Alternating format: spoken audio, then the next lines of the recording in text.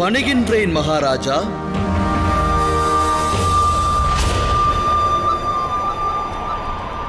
நலமுண்டாகட்டும் வாசுதேவரே. அஸ்தினாபுரத்தின் இந்த ராஜசபை யாதவகுல திலகம் ஸ்ரீமான் வாசுதேவரை வரவேற்கிறது.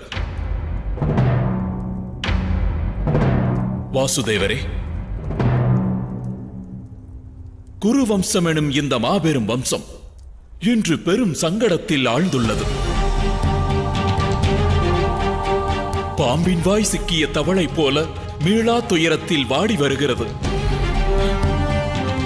அதோடு அழிவு பாதையில் செல்லும் வம்சத்தை காக்க இயலாமல் வேதனை தீயில் மடிந்து வருகின்றோம்.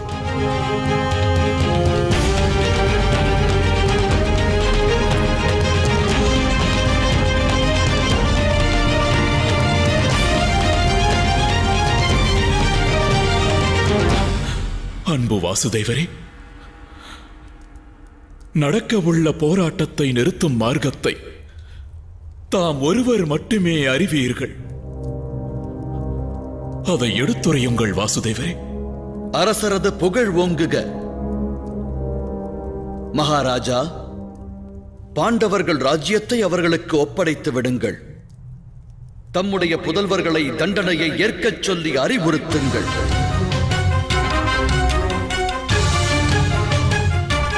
பிராணன் பறிக்கப்படாது என்று வாக்களிக்கிறேன். ஆனால் தமது புதல்வர்கள் தமது நிலை விட்டு இறங்க வேண்டும். இந்நிபந்தனைகளை ஏற்றால் நிகழவுள்ள யுத்தம் தவிர்க்கப்படும்.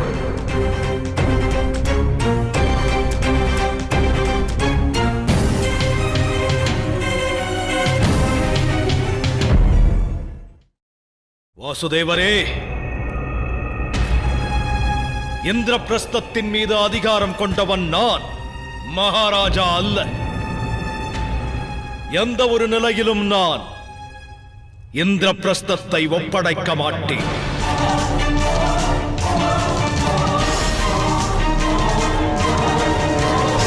அதோடு இந்திரபிரஸ்தத்தின் அதிகாரத்தை பெறாத பாண்டவர்கள் போர் தொடுக்கும் அருகதையற்றவர்களாகிறார்கள். வாசுதேவரே, அநியாயத்தை எதிர்க்கும் துணிவு அனைவருக்கும் உள்ளதென்று அறிந்து கொள். துரியோதனா, பாண்டவர்கள் நல் எண்ணம் கொண்டு இத்தனை காலமாக யுத்தம் தொடுக்காமல் இருக்கிறார்கள். அது உண்மையா இல்லையா என்று அரசரே அறிவார். உண்மையைச் சொன்னால், முடிவொன்று ஏற்படுமானால் அது ஒரு துவக்கத்திற்கு நிச்சயம் வழிவகுக்கும். ஆனால் வேம்பின் விருட்சம் தனில் மாங்கனியானது என்றும் விளையாது. மகாராஜா, இந்த போராட்டம் எங்கு துவங்கியது என்பதை சிந்தியுங்கள். அரசர் பாண்டுவின் ஈமக்கிரியை வனத்தில் முடிந்த பிறகு அஸ்தினாபுரத்திற்கு பாண்டவர்கள் வந்த போதே துவங்கியது.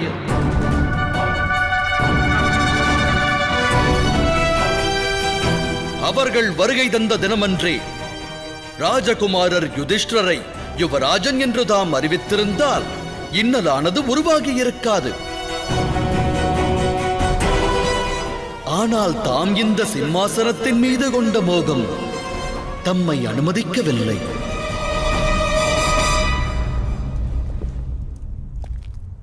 இந்த சபையில்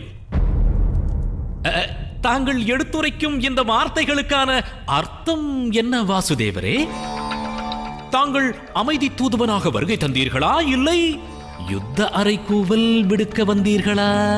காந்தாரத்தின் அரசரே, சத்தியத்தை அவமானம் என்று கருதுபவன் அசத்தியத்தால் லாபம் பெறுபவனாகிறான். சத்தியம் என்னவென்பதை நானும் எடுத்துரைக்கிறேன். அரசனின் புதல்வன் அரசனாக வேண்டும் என்பது விதி. ஆனால் தாம் பட்டம் சூட்டப்படாத அரசர் அல்லவா? ராஜ்யாபிஷேகமானது இன்று வரை தமக்கு நடக்கவில்லை என்பதை அகிலம் அறியும்.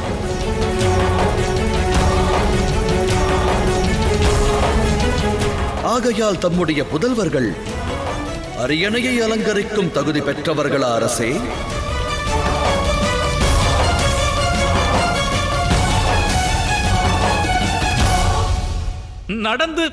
நடந்து முடிந்த பழங்கதைகளை பற்றி பேசுவதால் என்ன பிரயோஜனம் மகாராஜா? வாசுதேவரே, இன்னொரு சத்தியமும் உள்ளது. சூது விளையாட்டின் இறுதியில் பாண்டவர் ஐவரும் ஒன்றை ஸ்வீகரித்தார்கள். ஓராண்டு காலத்திற்கான அஞ்ஞாத வாசத்தை அவர்கள் ஏற்றார்கள்.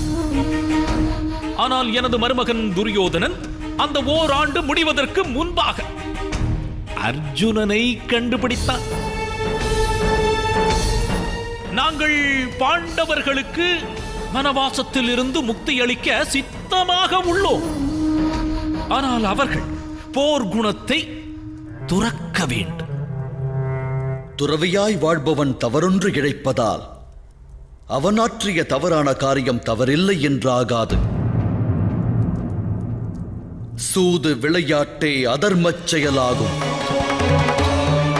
ஆகையினால் அதன் பலன்கள் மகத்துவமற்றது.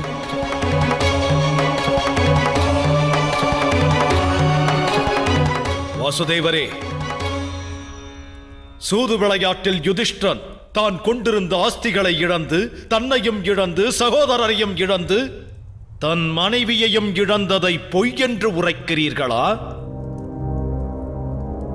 நடந்தவை எவ்வாறு அதர்மச் செயலாகும் வாசுதேவரே? நிறைந்த சபைதனில் தவறேதும் கிடைக்காத அப்பாவி பெண்ணின் வஸ்திரத்தை பறித்து பாவம் புரிந்தாய். அதர்மத்தை அரவணைத்து அழிவை நாடினாய். நஞ்சு கலந்த உணவை உண்டதால் தேகத்தின் எப்பாகம் பாதிக்கப்பட்டது என்பது முக்கியமல்ல. உணவில் நஞ்சை கலந்ததே குற்றமாக கருதப்படும். இந்திரபிரஸ்தத்தின் மாய சபையில் அன்று என்னிடமிருந்தும் அஸ்திரம் பறிக்கப்பட்டது.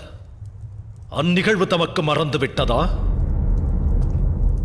மாய சபையில் அஸ்திரம் பறிக்கப்பட்ட போதே ஏன் தாம் யுத்த முழக்கத்தை அறிவிக்கவில்லை யுவராஜனே? சூது விளையாட்டில் அப்பாவியான ஒரு பெண்ணின் வஸ்திரத்தை பறிக்க சதி திட்டம் ஏன் தீட்டப்பட்டது?